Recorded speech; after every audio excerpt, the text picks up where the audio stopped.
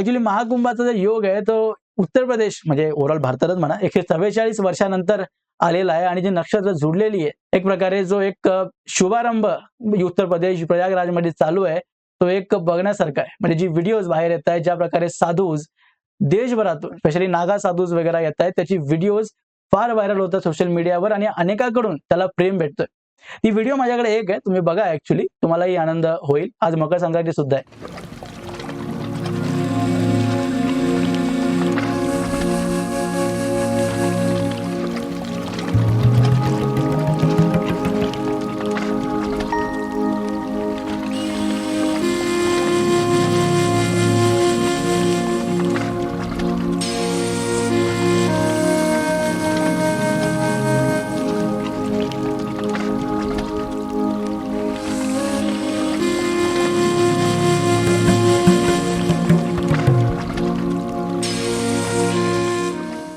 Huge programme चालू आहे उत्तर प्रदेशमध्ये, माहोलच वेगळा चालू आहे. ती व्हिडिओज जर माझ्याकडे आता अवेलेबल नाही आहेत पण ट्विटरवर वगैरे तुम्ही बघू शकता ज्या प्रकारे योगी आदित्यनाथ वगैरे तिथे पोहोचले आणि पुष्पाचं जे फुलांचा वर्षाव जो एक प्रकारे यात्रींवर जे महाकुंभामध्ये सामील झाले त्या भक्तांवर ज्या प्रकारे पुष्पाचा वर्षाव वगैरे करण्यात आला तेही बघण्यासारखं.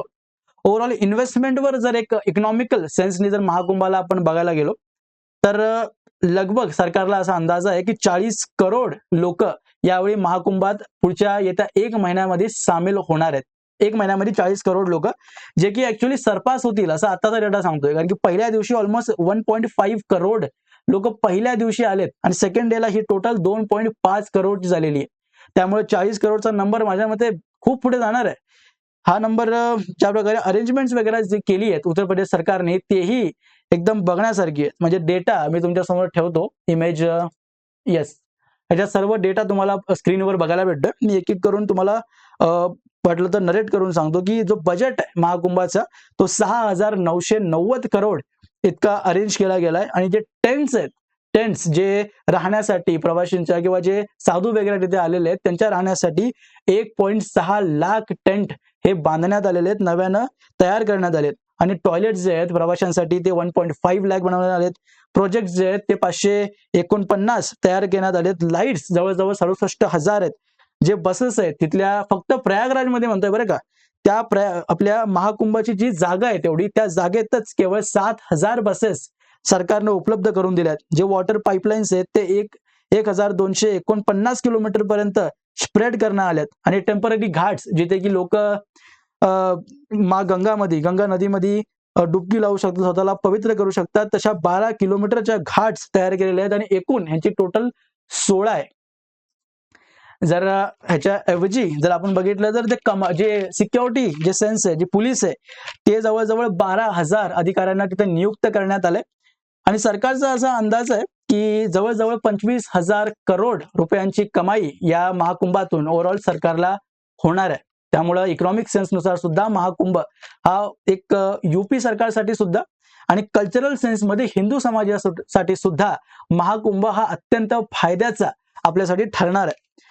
आणि ह्याच्याऐवजी जी एव्हरेज जर बीड बघाल तुम्ही, जे टेंट्स वगैरे लावले होते घाटाच्या जवळ किंवा प्राईम लोकेशनवर ज्या टेंट्स आहे त्याची एक एव्हरेज बीड 1 करोड रुपयांची आहे. म्हणजे आपण अंदाजा लावू शकतो की टेंट्सची जी व्हॅल्यू आहे ती किती जास्त आहे. आणि यूपी सरकारने, योगी आदित्यनाथ सरकारने ओव्हरऑल ही पूर्ण सिटी या मागच्या महिन्यांमध्ये एक टेम्पररी सिटी क्रिएट केलेली आहे.